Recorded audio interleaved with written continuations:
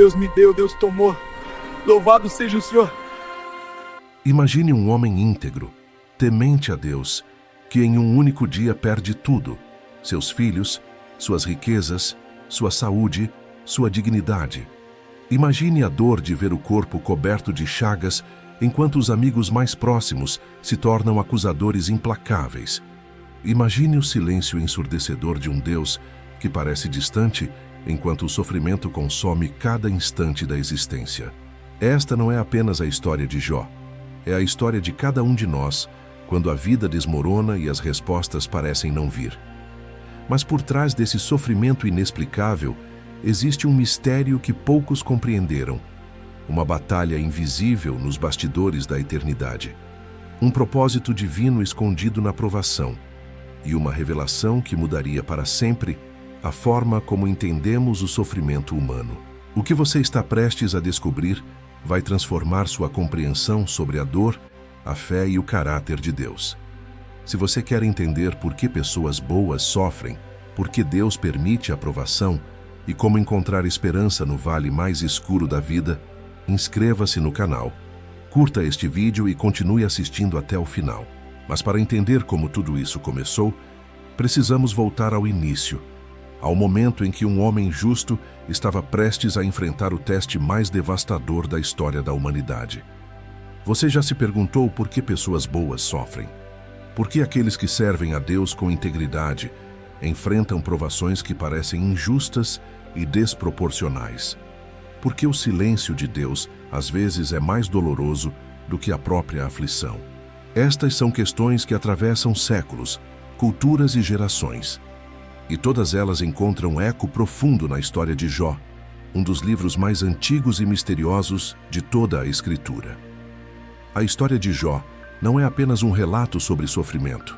É uma janela para os bastidores do universo espiritual, um tratado sobre a soberania divina e um espelho onde cada ser humano pode ver refletida sua própria jornada de fé. Muitos conhecem Jó como o homem paciente, mas a verdade é muito mais complexa, profunda e surpreendente do que a maioria imagina. Hoje, você vai descobrir o que realmente aconteceu com Jó, porque Deus permitiu aquela provação devastadora, e o que essa história milenar tem a dizer sobre sua própria vida neste exato momento. Prepare-se para uma jornada que vai desafiar suas certezas, fortalecer sua fé e revelar o propósito de Deus, até mesmo no sofrimento mais incompreensível. O livro de Jó é diferente de qualquer outro texto bíblico. Ele não é uma narrativa histórica linear, não é uma lei mosaica, não é uma profecia messiânica direta. É um drama teológico, uma obra-prima literária que aborda o problema mais antigo da humanidade, a questão do sofrimento do justo. Escrito possivelmente durante a era patriarcal, contemporâneo a Abraão, o livro apresenta perguntas que ainda ecoam em nossos corações hoje. Deus é justo quando permite a dor? Existe algum propósito no sofrimento? A fé precisa ser recompensada imediatamente para ser autêntica? Essas questões não são abstratas, elas são visceralmente humanas. Cada um de nós, em algum momento, estará diante das mesmas dúvidas que Jó enfrentou. E por isso, compreender verdadeiramente essa história não é apenas um exercício intelectual, é uma preparação espiritual para as batalhas inevitáveis da vida. Neste vídeo, vamos percorrer os 10 momentos-chave dessa narrativa épica, desde a prosperidade de Jó até sua restauração final, passando pelo debate teológico mais intenso já registrado na Bíblia. Deixe nos comentários sua cidade e estado. Queremos saber de onde você está nos acompanhando nessa jornada de descoberta espiritual. Agora que você entende por que esse tema é tão importante, vamos voltar no tempo e ver onde tudo começou, quando um homem chamado Jó vivia em paz, integridade e prosperidade na terra de Uz. Havia um homem na terra de Uz, cujo nome era Jó, homem íntegro e reto, temente a Deus e que se desviava do mal. Jó 1:1. Com essas palavras, somos apresentados a um dos personagens mais notáveis de toda a Escritura. Jó não era apenas um homem bom aos olhos dos outros, ele era íntegro aos olhos de Deus. A palavra hebraica usada para íntegro é tam, que significa completo, sem mácula, genuíno. Não se trata de perfeição absoluta, mas de sinceridade profunda. Jó era autêntico em sua devoção a Deus. A descrição continua informando que ele era reto, ou seja, suas ações correspondiam aos seus valores. Ele temia a Deus, não no sentido de pavor aterrorizante, mas de reverência profunda e consciente. E, finalmente, ele se desviava do mal, um esforço ativo e intencional de evitar o pecado. Essa apresentação não é acidental. Ela estabelece desde o início que tudo o que acontecerá a seguir não pode ser atribuído a algum pecado oculto ou desobediência de Jó. Ele era, de fato, um homem justo, e essa justiça estava alinhada não apenas com padrões humanos, mas com o próprio testemunho divino. A prosperidade de Jó era extraordinária. Ele possuía 7.000 ovelhas, 3.000 camelos, 500 juntas de bois, 500 jumentas e muitíssimos servos. Jó 1:3. Essa riqueza não era apenas material, ela era sinal de bênção em uma cultura agrária e patriarcal. Jó era o maior de todos os do Oriente, uma expressão que indica não apenas riqueza financeira, mas também influência, sabedoria e respeito social. Ele era um líder comunitário, um homem de influência e autoridade. Mas o que mais impressiona é que Jó não apenas desfrutava de sua prosperidade, ele a administrava com responsabilidade espiritual. Ele tinha 7 filhos e 3 filhas, e cultivava um ambiente familiar de celebração e comunhão. Seus filhos faziam banquetes nas casas uns dos outros, revezando os dias, e convidavam suas irmãs para participarem. Isso demonstra harmonia familiar, alegria e generosidade. Jó não era um homem isolado em sua riqueza. Ele vivia em comunidade, em família, em celebração. E mais importante, ele não era indiferente às questões espirituais de seus filhos. A espiritualidade de Jó se manifestava em sua intercessão constante. O texto diz que, ao terminarem os dias de banquete, Jó mandava chamá-los e os santificava. Levantava-se de madrugada e oferecia holocaustos segundo o número de todos eles, pois dizia: talvez meus filhos tenham pecado e blasfemado contra Deus em seu coração. Jó 1:5. Essa prática revela várias dimensões do caráter de Jó. Primeiro, ele era um sacerdote em sua própria casa, exercendo liderança espiritual ativa. Segundo, ele não esperava que o pecado se manifestasse externamente. Ele intercedia preventivamente, preocupado até com os pensamentos do coração. Terceiro, ele fazia isso continuamente. Não era um ritual ocasional, mas um estilo de vida. Jó entendia que a santidade não é automática, que a prosperidade não imuniza contra a tentação e que a vigilância espiritual é necessária mesmo nos dias de festa. Ele não confiava na aparência externa de religiosidade. Ele buscava a pureza interior. Essa era a rotina de Jó: prosperidade material aliada à integridade moral e fervor espiritual. Era um equilíbrio raro, uma combinação preciosa que o tornava um exemplo até mesmo para os anjos. Mas a verdadeira revelação está no próximo versículo. Num dia em que os filhos de Deus vieram apresentar-se perante o Senhor, veio também Satanás entre eles. Jó 1:6. Aqui somos transportados para uma dimensão invisível, onde decisões eternas são tomadas. A expressão filhos de Deus refere-se a seres angelicais que comparecem diante do trono divino. Essa cena nos lembra que existe uma realidade espiritual além do que nossos olhos podem ver.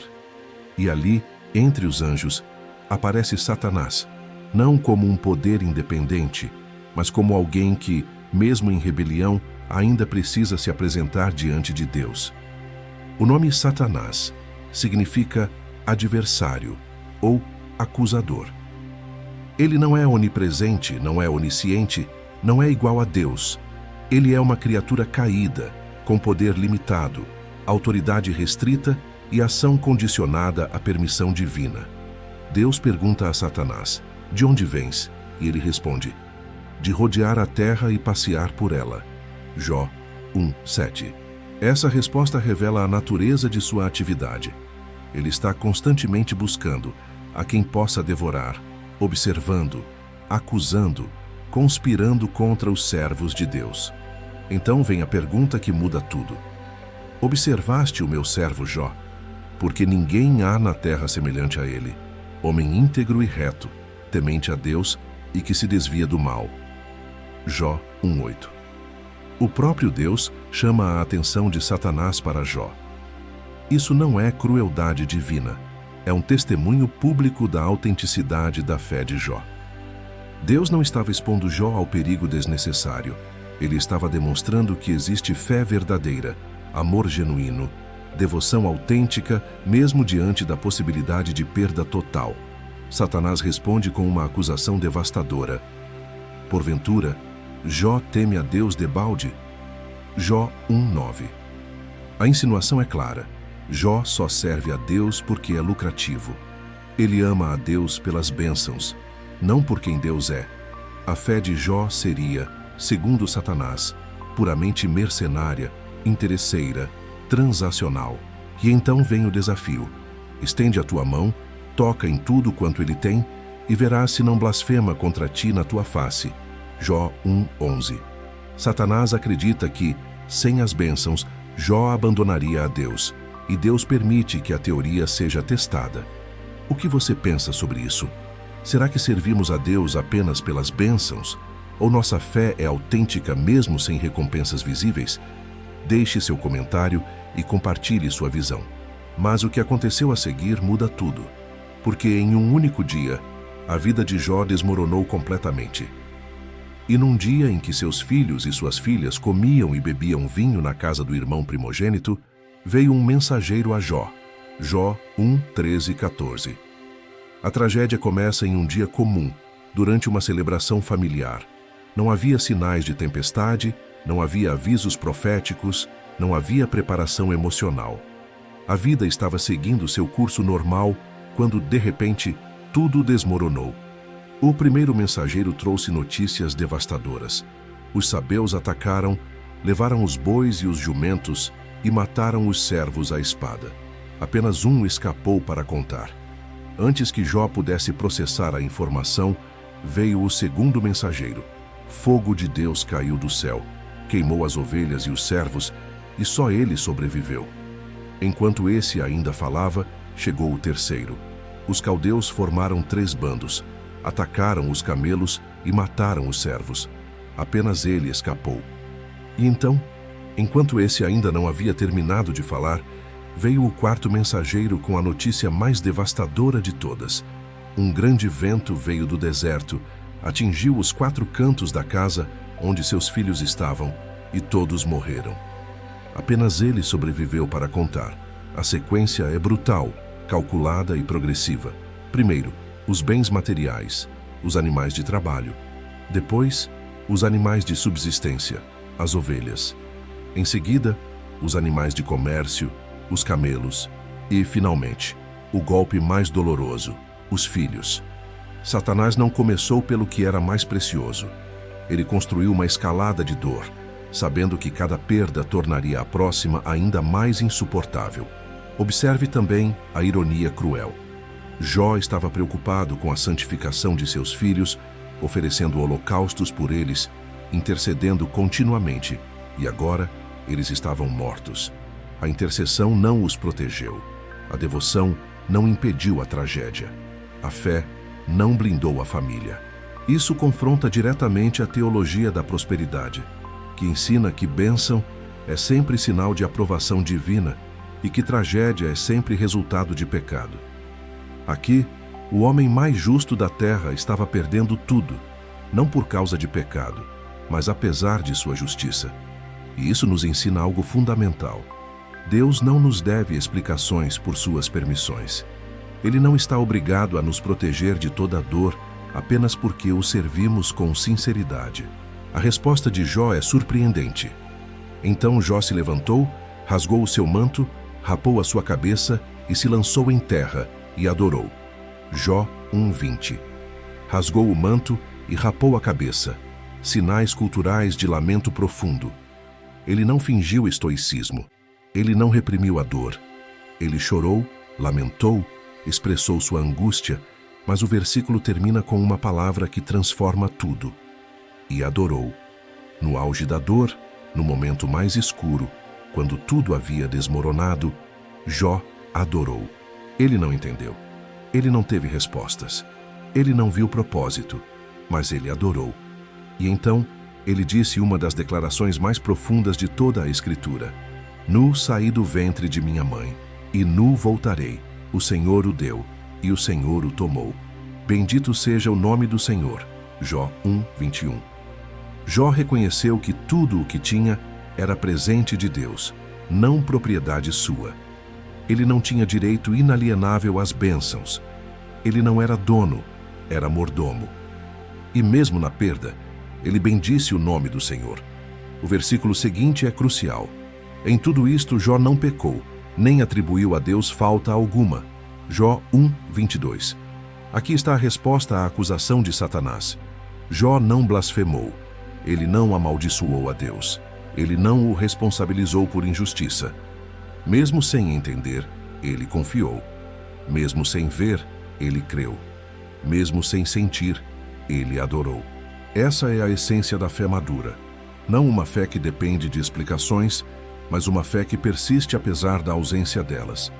Não uma fé que exige recompensas imediatas, mas uma fé que confia no caráter de Deus, mesmo quando suas ações parecem incompreensíveis. Jó demonstrou que existe fé autêntica, amor genuíno, devoção verdadeira que não é motivada por interesse pessoal. E isso tem implicações eternas. Quando adoramos a Deus apesar das circunstâncias, quando confiamos nele mesmo sem ver seu propósito, quando bendizemos seu nome mesmo na perda, estamos declarando ao universo visível e invisível que Deus é digno de adoração não pelo que ele dá, mas por quem ele é. E essa é a vitória que vence o mundo, a nossa fé. Mas Satanás não desistiu. Ele retornou à presença de Deus e apresentou uma nova acusação. Pele por pele, tudo quanto o homem tem, dará pela sua vida. Estende, porém, a tua mão, toca-lhe nos ossos e na carne, e verás se não blasfema contra ti na tua face. Jó 2:4-5. A lógica de Satanás era esta: Jó perdeu seus bens e seus filhos, mas ainda tinha sua saúde. Ele pode suportar perda externa enquanto seu corpo estiver intacto. Mas se o próprio corpo for atacado, se a dor física for adicionada à dor emocional, se não houver nem mesmo o refúgio da saúde, então ele certamente cairá. E Deus novamente permitiu. Eis que ele está em teu poder, mas poupa-lhe a vida. Jó 2:6. Observe os limites. Satanás só pode agir dentro dos parâmetros estabelecidos por Deus. Ele não tem poder absoluto. Ele não pode fazer o que quiser. Ele está sob autoridade divina. E até mesmo na provação mais severa, Deus estabelece fronteiras. O inimigo pode afligir, mas não pode destruir. Pode ferir, mas não pode matar. Pode atacar, mas não pode vencer. Deus permanece soberano. Você já refletiu sobre como Deus estabelece limites, até mesmo nas provações que Ele permite? Deixe seu comentário e compartilhe sua experiência. Mas o que aconteceu a seguir levou Jó ao limite da resistência humana. Então Satanás saiu da presença do Senhor e feriu Jó de tumores malignos, desde a planta do pé até ao alto da cabeça. Jó 2:7. A descrição é impactante. Tumores malignos, chagas purulentas que cobriam todo o corpo. A palavra hebraica usada sugere feridas abertas, inflamadas, dolorosas e desfigurantes. Jó, que antes era o homem mais respeitado do Oriente, agora estava sentado no meio das cinzas, raspando suas feridas com um caco de telha. A imagem é de total degradação. Ele não estava mais em sua casa, provavelmente porque foi expulso ou porque a própria casa foi destruída. Ele estava no monturo, no lixão da cidade, onde os marginalizados viviam. Sua aparência era repugnante. Sua dor, insuportável. Sua dignidade, destruída. Ele havia perdido seus bens, seus filhos, sua saúde e agora estava perdendo sua posição social. O homem que intercedia pelos outros agora era tratado como leproso, como maldito, como alguém que Deus havia rejeitado. E no meio dessa desolação total, ele enfrentou outra perda devastadora: o apoio de sua esposa. Então sua mulher lhe disse: ainda conservas a tua integridade? Amaldiçoa a Deus e morre. Jó 2:9. Essas palavras revelam o desespero de uma mulher que também estava sofrendo terrivelmente. Ela havia perdido seus 10 filhos. Ela havia perdido sua riqueza. Ela estava vendo seu marido definhar em agonia. E ela não via mais sentido em manter a fé. Para ela, a integridade de Jó parecia estupidez. Servir a um Deus que permite tamanha destruição lhe parecia ilusão. Era melhor amaldiçoar a Deus, romper a aliança e morrer logo. Pelo menos o sofrimento terminaria. Essa é a tentação que vem quando a dor se torna insuportável. Desistir de Deus, abandonar a fé, declarar que nada disso vale a pena. Mas Jó respondeu: como fala qualquer doida, assim falas tu. Receberemos de Deus o bem e não receberíamos também o mal. Jó 2:10. Ele não a condenou por sua dor, mas corrigiu sua teologia. Deus não nos deve apenas coisas boas. Ele é soberano tanto na bênção quanto na provação. E o versículo conclui: em tudo isto não pecou Jó com os seus lábios. Jó 2:10. Então chegaram os 3 amigos de Jó, Elifaz, Bildade e Zofar. Quando o viram de longe, não o reconheceram. Sua aparência estava tão desfigurada que eles levantaram a voz e choraram. Rasgaram seus mantos e lançaram pó sobre suas cabeças. Jó 2:11, 12. Isso nos mostra a gravidade da condição de Jó. Ele estava irreconhecível. O sofrimento o havia transformado fisicamente, e os amigos, movidos por compaixão genuína, se sentaram com ele no chão durante 7 dias e 7 noites, sem dizer palavra alguma, porque viam que a dor era muito grande. Jó 2:13. Esse é um dos gestos mais bonitos de toda a narrativa: o silêncio solidário. Eles não tentaram explicar, não ofereceram respostas fáceis, não pregaram sermões. Eles simplesmente estiveram presentes. Às vezes, a maior expressão de amor não é falar, mas estar. Não é ter respostas, mas compartilhar a dor. No entanto, esse silêncio compassivo não duraria. Em breve, esses mesmos amigos se tornariam acusadores, e suas palavras trariam mais dor do que consolo. Porque há algo pior do que sofrer. É sofrer e ser acusado de ser culpado pelo próprio sofrimento. Depois de 7 dias de silêncio, Jó abriu a boca e amaldiçoou o dia do seu nascimento. Jó 3:1. Ele não amaldiçoou a Deus, como Satanás previu e como sua esposa sugeriu, mas ele amaldiçoou sua própria existência. Pereça o dia em que nasci e a noite em que se disse, foi concebido um homem. Jó 3:3. Essa é uma das passagens mais sombrias de toda a Escritura. Jó desejou nunca ter nascido. Ele invejou os mortos. Ele ansiou pelo descanso do túmulo. Ele questionou por que a vida é dada àqueles que sofrem sem esperança. Esse lamento visceral nos mostra que a fé genuína não elimina a dor. Ela convive com a dor. Jó não estava fingindo força. Ele não estava mascarando sua angústia com jargões religiosos. Ele estava sendo brutalmente honesto diante de Deus. E essa honestidade é santa. Deus prefere a sinceridade da dor à hipocrisia da aparência. Ele não se ofende com nossos questionamentos. Ele se ofende com nossa falsidade. Jó estava quebrado, mas estava sendo autêntico. E essa autenticidade seria o caminho para sua restauração. Mas essa expressão de dor abriu as comportas para o que seria o debate teológico mais intenso da Bíblia. Os amigos de Jó, ao ouvirem seu lamento, concluíram que ele estava pecando ao questionar Deus. Para eles, o sofrimento era sempre consequência direta de pecado. Se Jó estava sofrendo tanto, era porque havia pecado gravemente. E assim começou um ciclo de discursos e respostas que ocuparia a maior parte do livro. Elifaz foi o primeiro a falar, tentando ser gentil, mas insinuando que Jó deveria buscar a Deus e se arrepender de seus pecados ocultos. Bildade foi mais direto, declarando que Deus não perverte o direito e que se os filhos de Jó morreram, foi porque pecaram. Zofar foi ainda mais duro, afirmando que Jó estava recebendo menos do que merecia por sua iniquidade.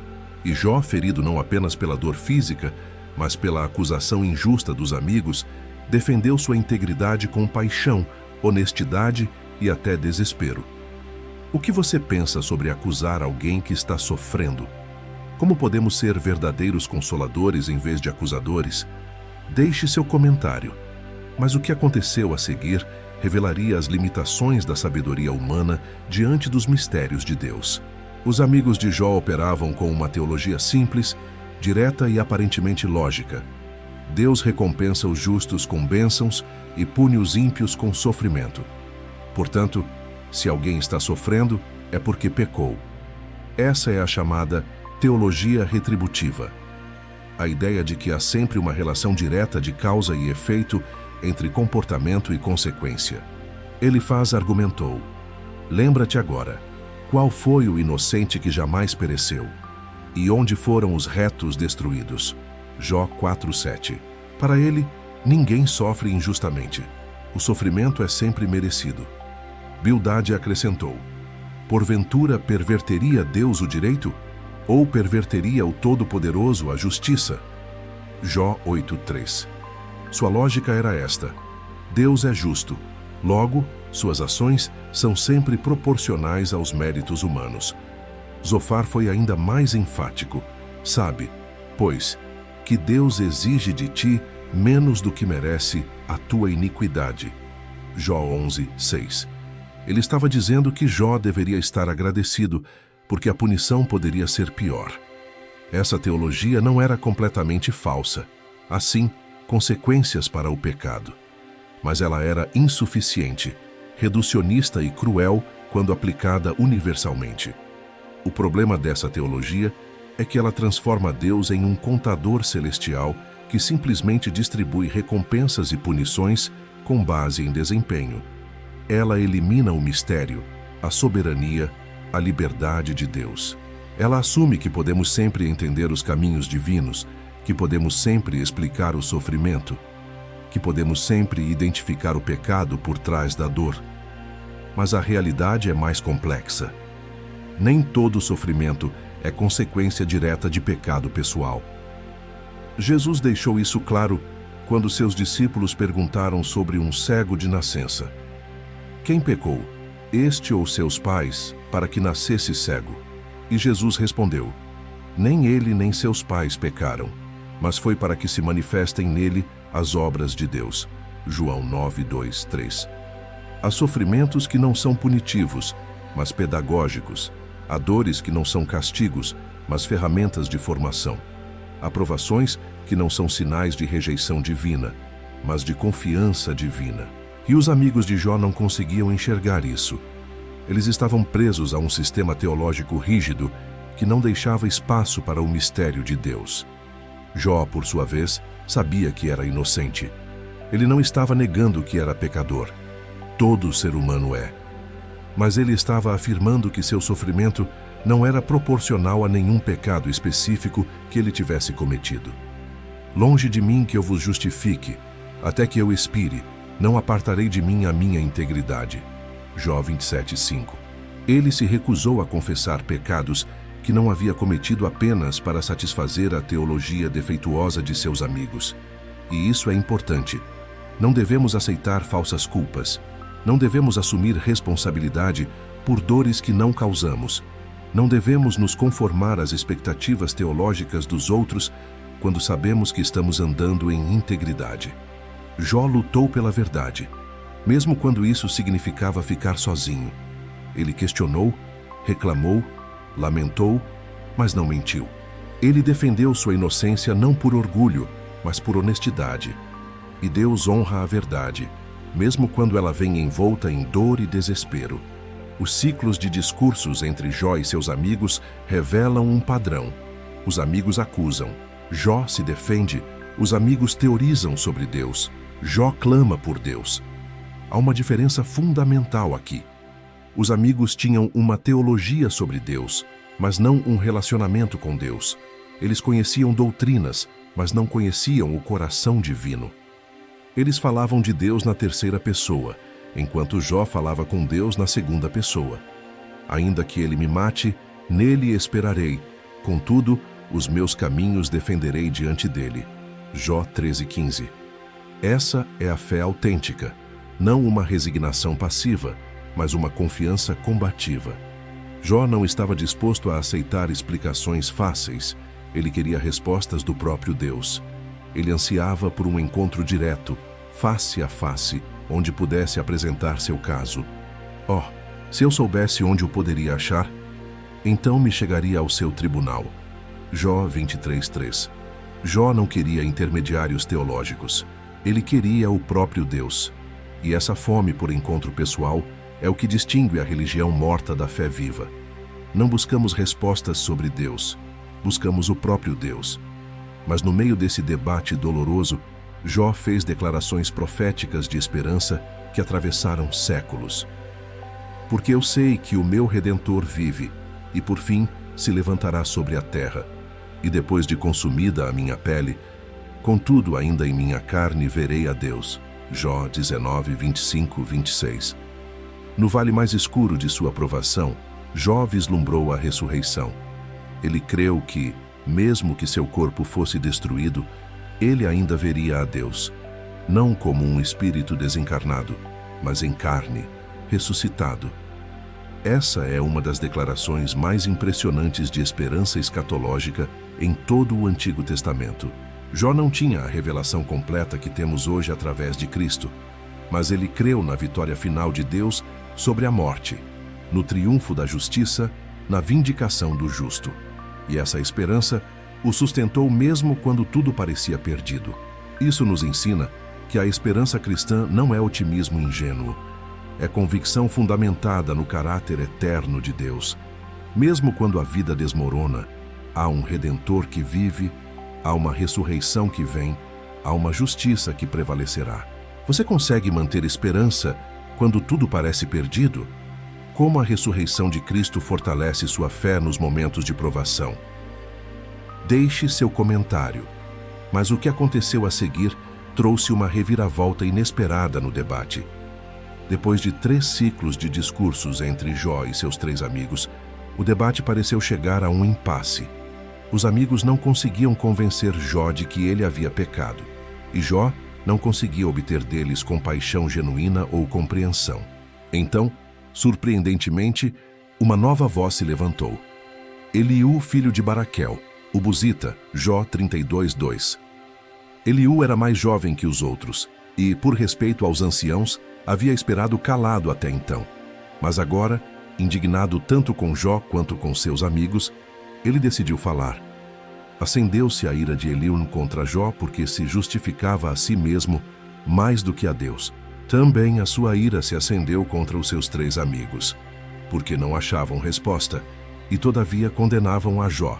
Jó 32:2-3. Eliú viu o erro de ambos os lados.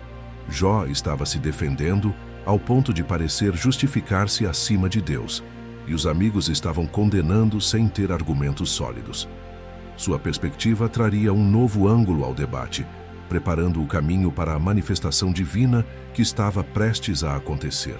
Eliú começou seu discurso com humildade, reconhecendo sua juventude. Eu sou de menos idade, e vós sois idosos. Receei e temi de vos declarar a minha opinião. Jó 32:6. Mas ele também declarou que a sabedoria não é privilégio da idade, é dom do Espírito de Deus. Na verdade, há um Espírito no homem, e o sopro do Todo-Poderoso o faz entendido. Os de maior idade não são os sábios, nem entendem os velhos o que é direito. E Jó 32:8-9. Essa é uma verdade libertadora.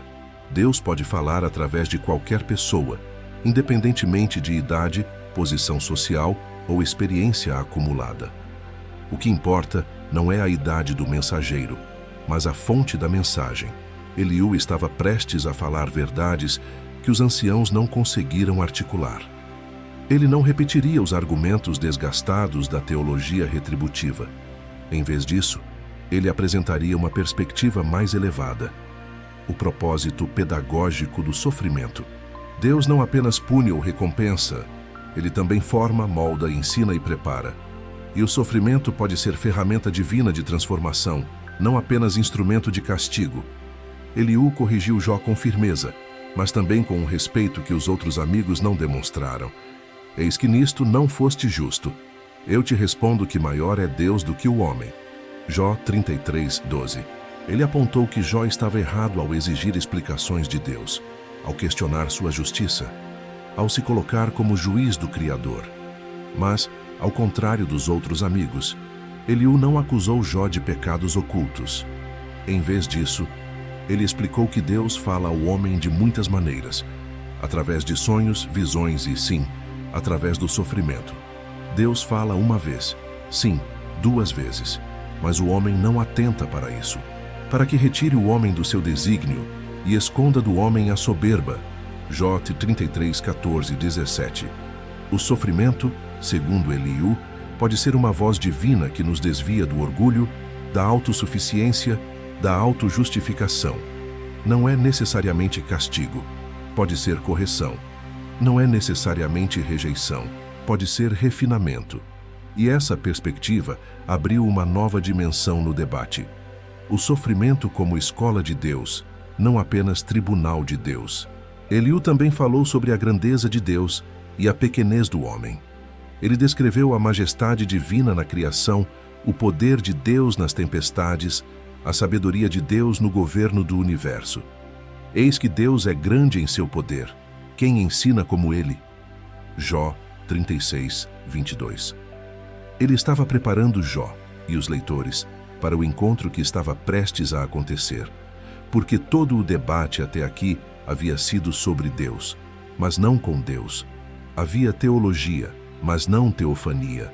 Havia argumentos sobre o divino, mas não manifestação do divino. E Eliú percebeu que, no final das contas, nenhuma explicação humana seria suficiente. Nenhuma teoria teológica, por mais elaborada, poderia satisfazer a alma de Jó. O que ele precisava não era compreender Deus, mas encontrar Deus. Não era decifrar o mistério, mas confiar no misterioso. E Deus estava prestes a se revelar de uma forma que ninguém esperava. Os discursos de Eliú terminam com uma descrição poética e reverente da tempestade que se aproximava. Pelo sopro de Deus se dá a geada. Também com a umidade carrega as densas nuvens. Então, fazem-se ouvir os trovões da sua voz, e ele relampeja com a voz da sua majestade. Jó 37:10-11-4. Eliú estava descrevendo não apenas um fenômeno natural, mas o prelúdio de uma manifestação divina. A tempestade não era apenas meteorológica, era teológica. Deus estava prestes a falar. E quando ele fala, todas as vozes humanas devem silenciar. Todas as teorias devem ceder lugar à revelação. Todas as respostas humanas devem se curvar diante da resposta divina. O debate havia durado tempo suficiente. As palavras humanas haviam se esgotado. Agora era a hora de Deus responder, não com explicações filosóficas, não com justificativas lógicas, mas com a manifestação esmagadora de sua glória e soberania. Você já experimentou um momento em que todas as suas perguntas foram silenciadas pela simples presença de Deus? Como foi? Deixe seu comentário. Mas o que aconteceu a seguir mudaria Jó para sempre, porque Deus estava prestes a falar do meio da tempestade. Então o Senhor respondeu a Jó de um redemoinho. Jó 38:1. Depois de capítulos inteiros de debate humano, Deus finalmente falou. E ele não falou de maneira tranquila, suave ou gentil. Ele falou de um redemoinho, uma tempestade violenta e avassaladora que simbolizava sua majestade incontestável. Deus não veio dar explicações. Ele não veio justificar suas decisões. Ele não veio apresentar uma defesa teológica de suas permissões. Em vez disso, ele veio fazer perguntas. Quem é este que escurece o conselho com palavras sem conhecimento? Cinge os teus lombos como homem. Eu te perguntarei, e tu me farás saber. Jó 38:2-3. Essas palavras não foram dirigidas aos amigos de Jó, que haviam falado erroneamente sobre Deus, mas ao próprio Jó, que havia questionado a justiça divina. Deus estava prestes a colocar Jó e todos nós em nosso devido lugar, não com humilhação cruel, mas com revelação necessária. Porque às vezes, o que precisamos não é de respostas, mas de perspectiva, não de explicações, mas de encontro. Deus começou perguntando a Jó sobre a criação. Onde estavas tu, quando eu fundava a terra? Faze-mo saber se tens inteligência. Jó 38:4. E então seguiu uma série de perguntas devastadoras que expuseram a total ignorância e impotência de Jó diante dos mistérios do universo. Quem lhe pôs as medidas? Quem estendeu sobre ela o cordel? Sobre que estão fundadas as suas bases? Ou quem assentou a sua pedra de esquina? Jó 38:5, 6. Deus estava dizendo: você não sabe como o mundo foi criado, como as leis naturais foram estabelecidas, como o universo é sustentado, e ainda assim você questiona minha justiça. Você não entende as coisas visíveis e ainda assim exige explicações sobre as invisíveis? Essas perguntas não eram para humilhar Jó, mas para recalibrá-lo, para lembrá-lo de que há uma diferença infinita entre o Criador e a criatura, que Deus não deve satisfações ao homem, que a sua sabedoria transcende infinitamente nossa compreensão, e que nossa postura apropriada diante dele não é de juiz, mas de adorador. Deus continuou com perguntas sobre os fenômenos naturais. Já deste ordem à madrugada, ou mostraste à alva o seu lugar? Já entraste nos reservatórios da neve e viste os tesouros da saraiva? Jó 38:12, 22. Cada pergunta revelava a grandeza de Deus e a pequenez do homem. Jó não controlava o dia e a noite, não comandava as tempestades, não entendia os ciclos da natureza, não podia explicar a neve, o relâmpago, a chuva. E se ele não podia compreender nem controlar as coisas físicas e visíveis, como poderia compreender ou questionar os propósitos espirituais e invisíveis de Deus? A lógica divina é clara. Se você não entende o menor, não presuma compreender o maior. Se você não controla o temporal, não exija explicações sobre o eterno. Achegarás tu aos arcanos das Pleiades, ou soltarás os laços do Órion? Jó 38:31. Deus governa não apenas a terra, mas as estrelas, as constelações, os movimentos celestes. Ele sustenta não apenas indivíduos, mas o cosmos inteiro. E diante dessa imensidão, quem é o homem para demandar respostas? Então Deus fez perguntas sobre os animais. Sabes tu o tempo em que as cabras monteses têm filhos? Ou observaste as servas quando parem? Jó 39:1. Ele falou sobre a vida selvagem: o corvo, a corça, o jumento selvagem, o boi selvagem, a avestruz, o cavalo de guerra, o falcão, a águia. Cada animal era um testemunho da sabedoria e do cuidado providencial de Deus. Ele alimenta os corvos, ele liberta os jumentos selvagens, ele dá força ao cavalo, ele ensina a águia a voar, e a mensagem implícita é poderosa. Se Deus cuida até dos animais selvagens, se ele governa até os detalhes aparentemente insignificantes da criação, será que ele não cuida de você? Será que ele não tem um propósito, mesmo quando você não consegue vê-lo? Será que ele não está presente, mesmo quando parece ausente? A grandeza de Deus na criação é garantia de sua bondade na providência. Se ele sustenta o universo inteiro, ele sustentará você. E essa revelação não veio através de explicações lógicas, mas através da contemplação da glória criadora de Deus. Deus concluiu seu primeiro discurso com uma pergunta direta: acaso quem usa de censuras contenderá com o Todo-Poderoso? Quem assim argue a Deus que responda? Jó 42. E Jó, que havia exigido um encontro com Deus, que havia desejado apresentar seu caso, que havia questionado a justiça divina, agora estava em silêncio.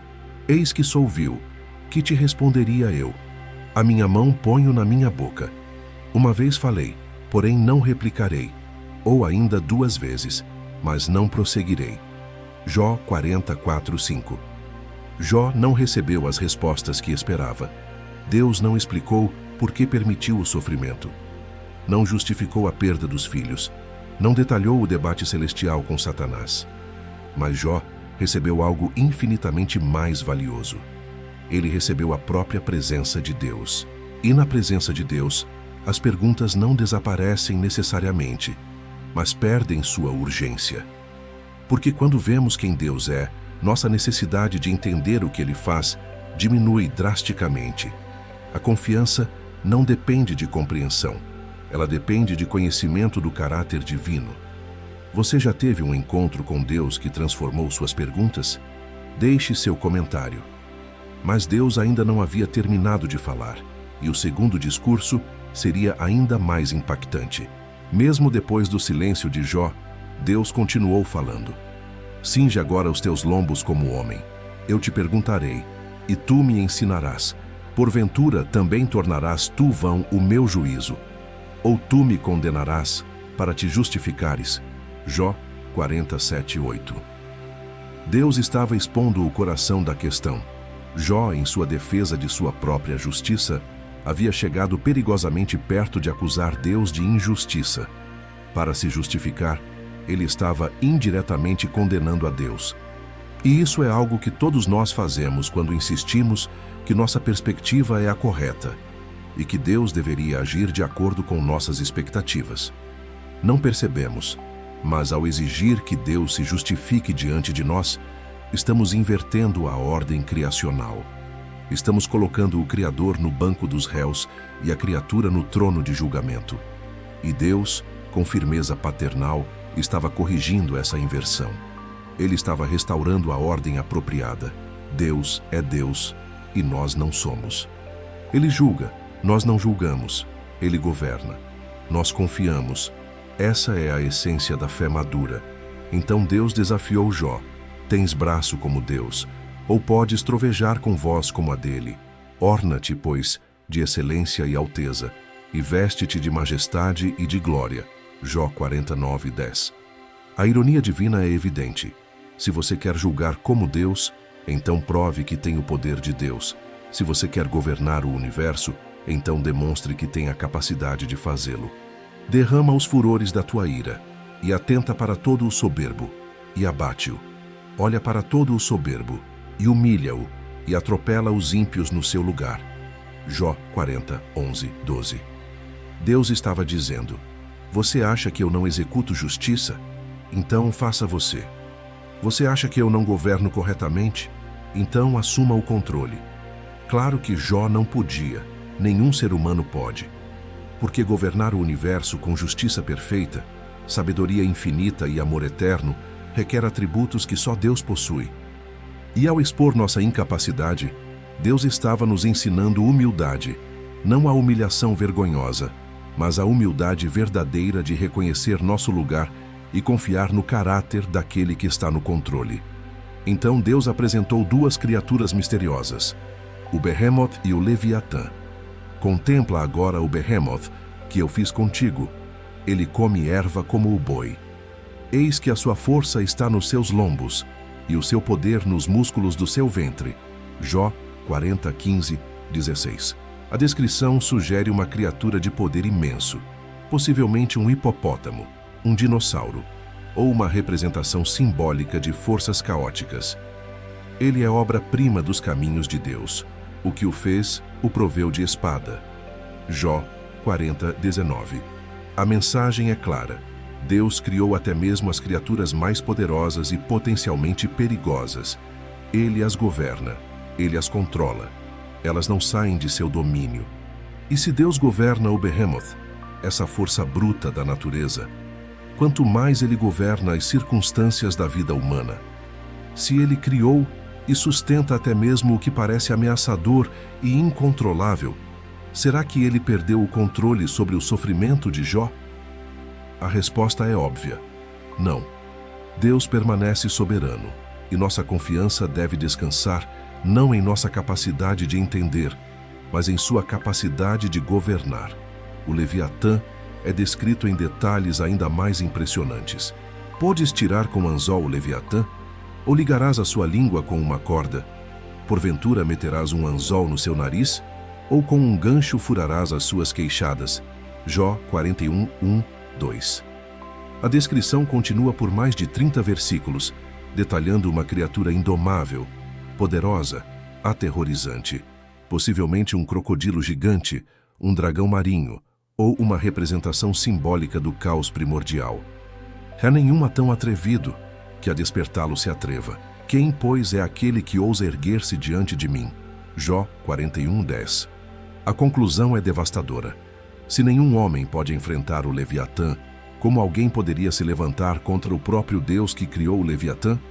Se você não pode dominar uma criatura de Deus, como você poderia desafiar o próprio Deus? A lição é de humildade radical. Não somos Deus, não governamos, não controlamos. E reconhecer isso não é fraqueza, é sabedoria. É o início da verdadeira adoração. O discurso sobre o Leviatã termina com uma declaração da soberania absoluta de Deus. Dele é tudo quanto há debaixo de todos os céus. Ninguém pode estar adiante dele. Jó 41, 11. Tudo pertence a Deus. Tudo está sob seu domínio. Nada escapa à sua autoridade.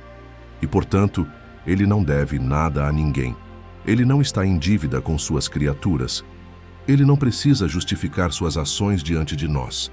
Ele é soberano, e isso é suficiente.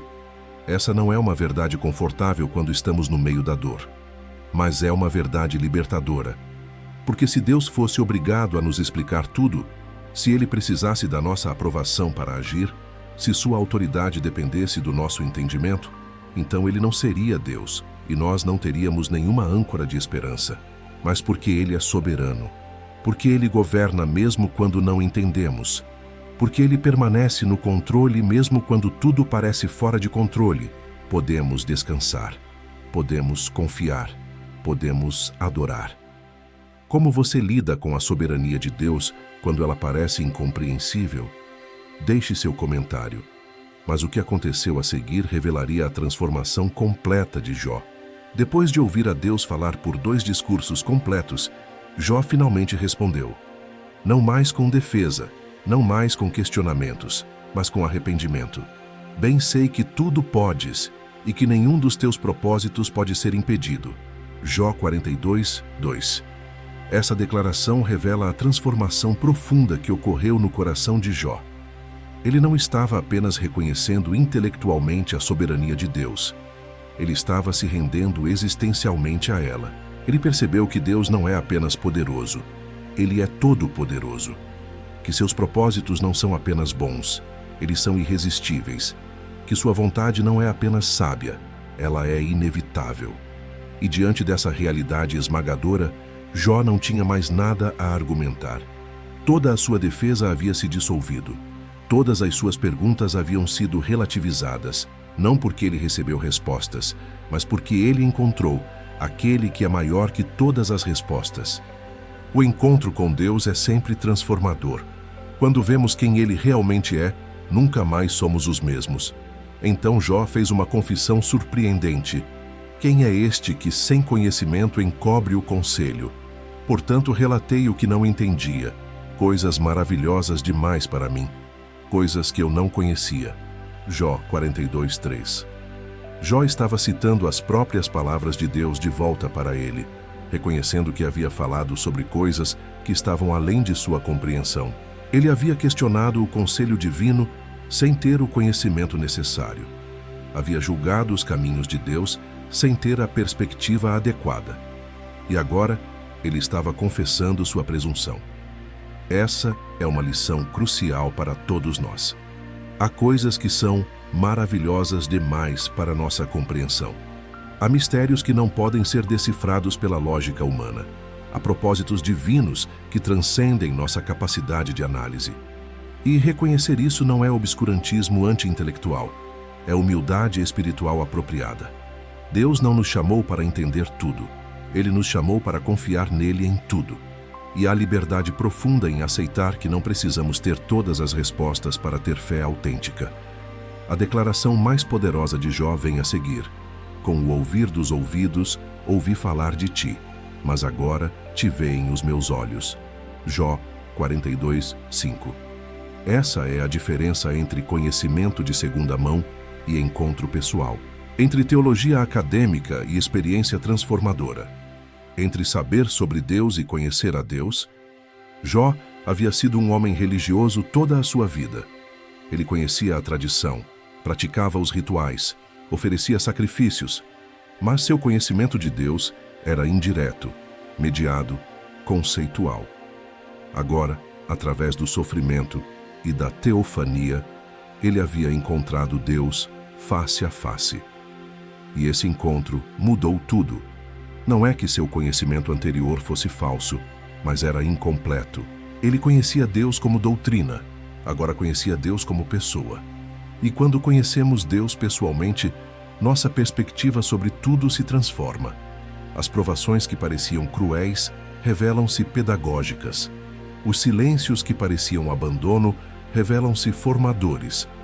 E o sofrimento que parecia sem sentido revela-se como caminho para a intimidade profunda com o Eterno. E então vem o arrependimento.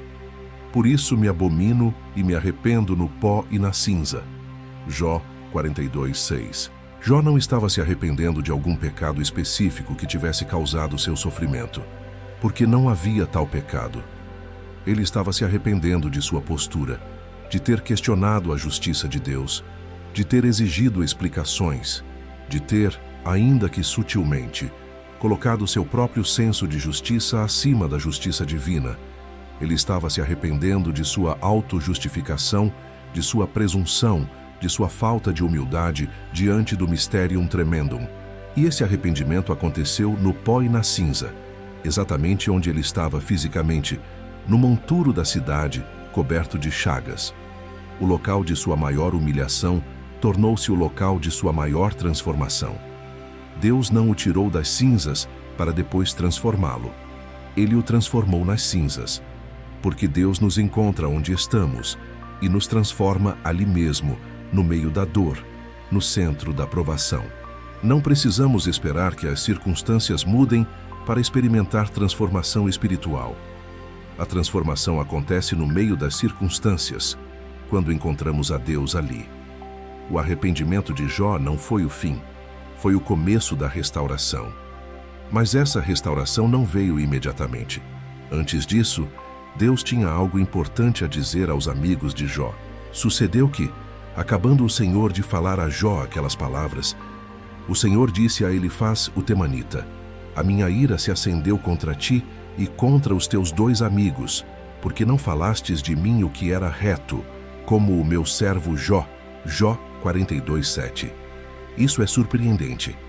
Deus repreendeu Jó por questionar seus caminhos, mas condenou os amigos de Jó por falarem erroneamente sobre ele. Por quê? Porque Jó, mesmo em sua dor e questionamentos, buscou a Deus com honestidade. Ele não ofereceu respostas falsas. Ele não mascarou sua angústia com jargões religiosos.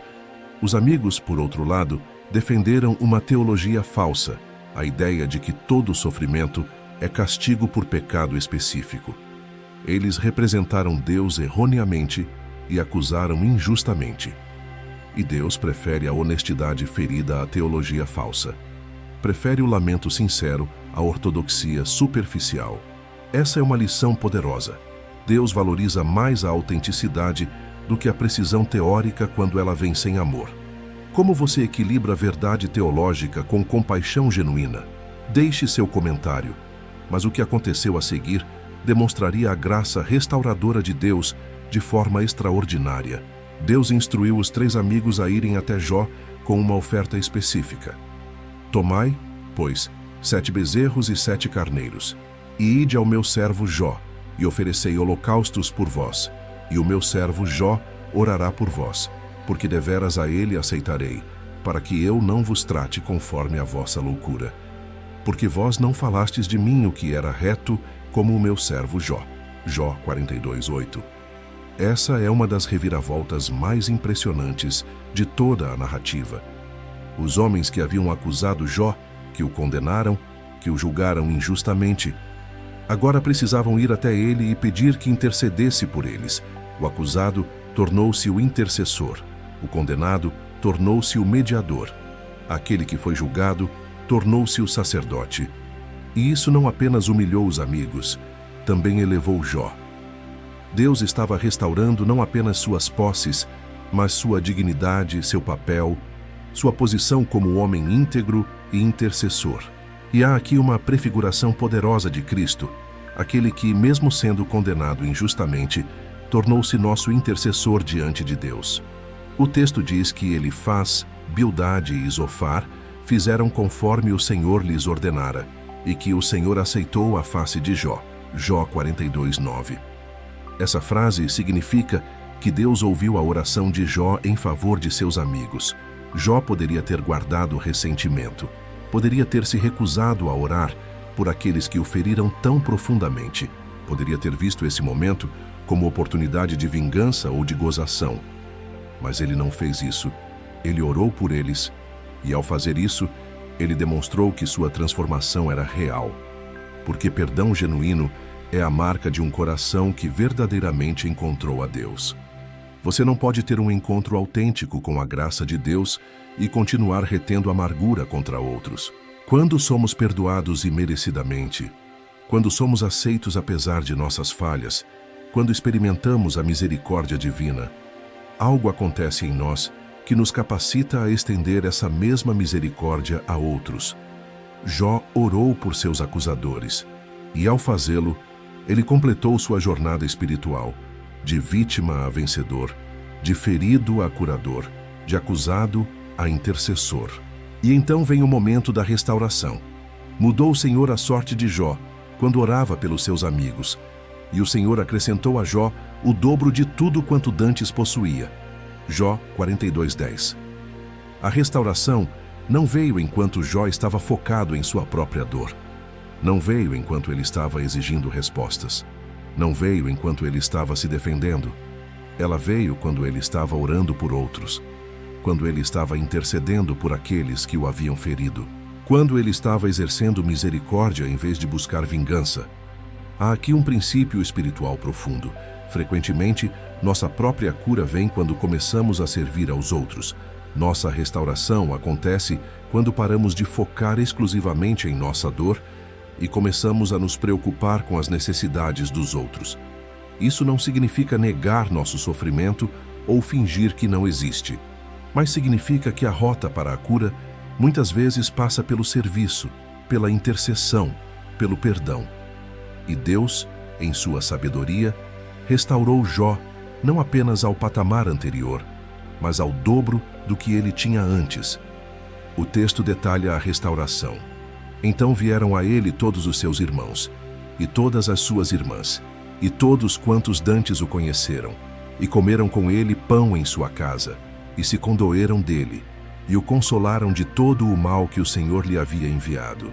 E cada um deles lhe deu uma peça de dinheiro, e um pendente de ouro. Jó 42:11. Aqueles que haviam se afastado durante o sofrimento, agora retornavam durante a restauração. Isso é comum na experiência humana. Alguns desaparecem quando estamos no vale, mas reaparecem quando estamos no monte. Mas o texto não registra a amargura de Jó. Ele recebeu a todos. Além disso, o Senhor abençoou o último estado de Jó, mais do que o primeiro, porque teve 14.000 ovelhas e 6.000 camelos, e 1.000 juntas de bois e 1.000 jumentas. Jó 42:12. O dobro exato de tudo que tinha antes. Mas a restauração não foi apenas material, ela foi também relacional e familiar. Deus estava devolvendo a Jó não apenas posses, mas vida, comunidade, futuro. E teve ainda 7 filhos e 3 filhas. Jó 42:13. Alguns questionam: por que Jó não recebeu o dobro de filhos, como recebeu o dobro de animais? A resposta é profundamente teológica, porque seus primeiros 10 filhos não estavam mortos permanentemente, eles estavam aguardando a ressurreição. Na perspectiva eterna, Jó tinha 20 filhos, 10 no céu e 10 na terra. Seus filhos não foram substituídos, sua família foi expandida. E isso nos lembra que nossas perdas não são finais, que a morte não tem a última palavra, que haverá reencontro, que a ressurreição é real. O texto também registra algo incomum. Os nomes das 3 filhas são mencionados, Gemima, Quesia e Queren-Hapuque, e é dito que em toda a terra não se acharam mulheres tão formosas como as filhas de Jó. E seu pai lhes deu herança entre seus irmãos. Jó 42:15. Dar herança às filhas era raro naquela cultura. Isso mostra uma transformação não apenas na vida de Jó, mas em seus valores, em sua compreensão da justiça e da dignidade. O sofrimento o havia transformado em um homem melhor, mais compassivo, mais justo. Você consegue ver como o sofrimento pode produzir transformação positiva? Como Deus tem usado provações para moldar seu caráter? Deixe seu comentário. Mas o que aconteceu a seguir demonstraria a plenitude da bênção de Deus sobre Jó. Depois disto, viveu Jó 140 anos, e viu seus filhos e os filhos de seus filhos até a 4ª geração. Jó 42:16. A bênção de Jó não foi apenas imediata, foi geracional. Ele não apenas foi restaurado, ele viveu tempo suficiente para ver o impacto de sua restauração através de gerações. 140 anos é exatamente o dobro de 70, a expectativa de vida normal segundo o Salmo 90. Mais uma vez, o padrão da dupla porção em se manifesta. Deus não apenas restaurou, ele multiplicou. Não apenas curou, ele superabundou. E Jó teve o privilégio raro de ver 4 gerações, seus filhos, netos, bisnetos e trinetos. Isso significa que ele viu seu legado se multiplicar, sua história se perpetuar, seu testemunho se espalhar. O homem que quase perdeu a esperança agora estava rodeado de esperança viva em forma de descendentes. O homem que lamentou seu nascimento agora celebrava o nascimento de cada geração que vinha dele. O encerramento do livro é simples, mas profundo. Então morreu Jó velho e farto de dias. E Jó 42:17. Farto de dias. Que expressão linda! Não significa apenas que ele viveu muito tempo, mas que ele viveu plenamente, que ele experimentou satisfação, contentamento, realização, que sua vida, apesar de ter passado por um vale escuro e devastador, foi boa. Que o sofrimento não definiu sua existência. Foi apenas um capítulo, não o livro inteiro. Jó não morreu amargurado, não morreu questionando, não morreu ressentido. Ele morreu em paz, satisfeito, completo. E isso nos ensina que Deus pode redimir até mesmo as temporadas mais dolorosas de nossa vida. Que Ele pode transformar lamento em dança. Que Ele pode fazer todas as coisas cooperarem para o bem daqueles que o amam. A história de Jó não terminou em tragédia, terminou em triunfo. Não terminou em derrota, terminou em vitória. Não terminou em desespero, terminou em esperança realizada. Mas qual é o significado mais profundo dessa história? O livro de Jó não é apenas biografia de um homem do passado, é teologia para todos os tempos. Ele responde a perguntas que continuam relevantes. Por que pessoas boas sofrem? Deus é justo? A fé precisa ser recompensada para ser autêntica, e as respostas são surpreendentes. O sofrimento nem sempre é castigo, pode ser teste, formação, preparação. Deus é soberano, e sua soberania não elimina o mistério, mas garante que há propósito mesmo quando não conseguimos vê-lo. A fé autêntica não serve a Deus pelas bênçãos, mas ama a Deus por quem Ele é. O livro nos ensina que existe uma dimensão espiritual invisível, onde batalhas são travadas, que Satanás é real, mas limitado, que Deus permite provações, mas estabelece limites, que o sofrimento pode ter propósitos que vão além de nossa compreensão imediata, e que, no final, Deus não nos deve explicações, mas Ele nos oferece algo melhor, sua presença. A história de Jó também nos prepara para compreender Cristo. Jó foi um tipo, uma prefiguração do Messias que viria, assim como Jó sofreu, sem ter pecado específico que justificasse aquele sofrimento. Jesus sofreu sendo perfeitamente justo.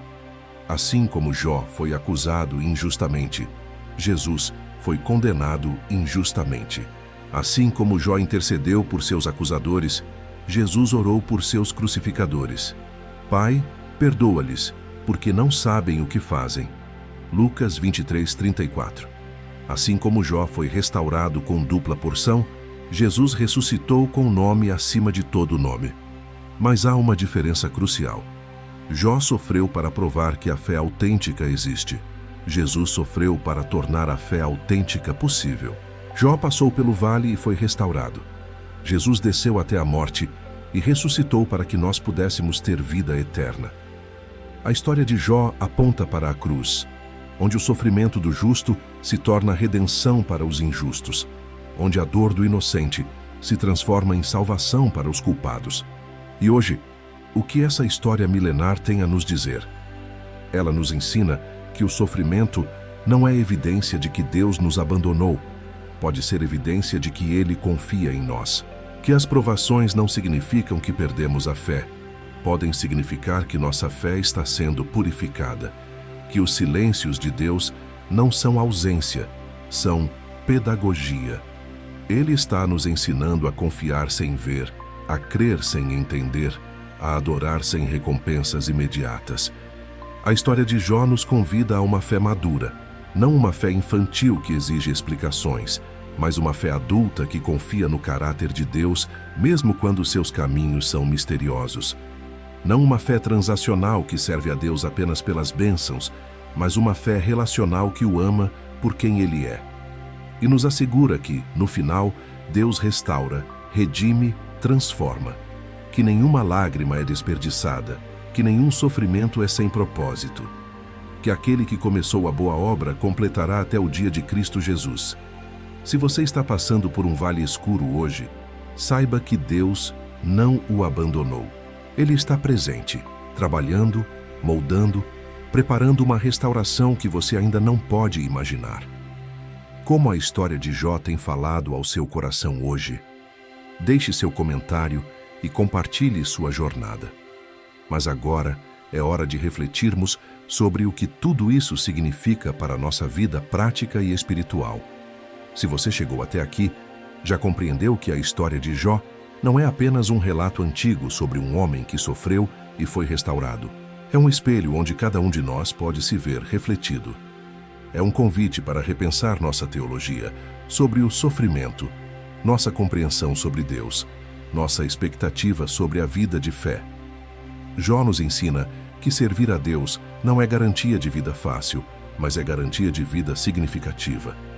Que a fé autêntica não elimina as perguntas, mas nos capacita a viver com elas. Que Deus não nos deve explicações, mas nos oferece sua presença, e sua presença é suficiente. Talvez você esteja passando hoje por um vale semelhante ao de Jó. Talvez a dor pareça insuportável, as respostas pareçam distantes e Deus pareça silencioso. Mas lembre-se, o silêncio de Deus não é indiferença, é pedagogia. Ele está moldando em você algo que não poderia ser formado na prosperidade. Ele está construindo uma fé que não depende de circunstâncias, mas do caráter eterno dele mesmo. Não basta apenas conhecer a história de Jó. É preciso viver os princípios que ela ensina. É hora de parar de exigir que Deus se explique e começar a confiar que Ele sabe o que está fazendo. É hora de deixar de lado a teologia transacional. Eu sirvo, Deus abençoa. E abraçar a fé relacional. Eu o amo porque Ele é digno, independentemente do que Ele me dá. É hora de perdoar aqueles que nos feriram, de orar por aqueles que nos acusaram, de interceder por aqueles que nos abandonaram. Porque a restauração vem não quando ficamos presos em nossa dor, mas quando começamos a olhar além dela. A história de Jó terminou bem, e a sua também terminará. Pode ser nesta vida, pode ser na eternidade, mas terminará bem, porque Deus é fiel. Então, não desista, não abandone a fé. Não solte a mão daquele que nunca soltou a sua. Continue adorando, continue confiando, continue crendo, porque aquele que começou a boa obra em você é fiel para completá-la. Se este vídeo tocou o seu coração, se a história de Jó falou com sua alma, inscreva-se no canal, curta este vídeo, comente o que Deus está fazendo em sua vida. Compartilhe com alguém que precisa dessa mensagem e ative o sino das notificações para não perder os próximos capítulos dessa jornada pela Palavra de Deus. E no próximo vídeo, você vai descobrir um dos momentos mais misteriosos e poderosos de toda a Bíblia. Quando Deus fechou a boca dos leões, quando 3 jovens caminharam ilesos em uma fornalha de fogo, quando um profeta foi engolido por um grande peixe. Histórias que revelam o poder sobrenatural de Deus, agindo na vida daqueles que confiam nele, mesmo diante do impossível. Não perca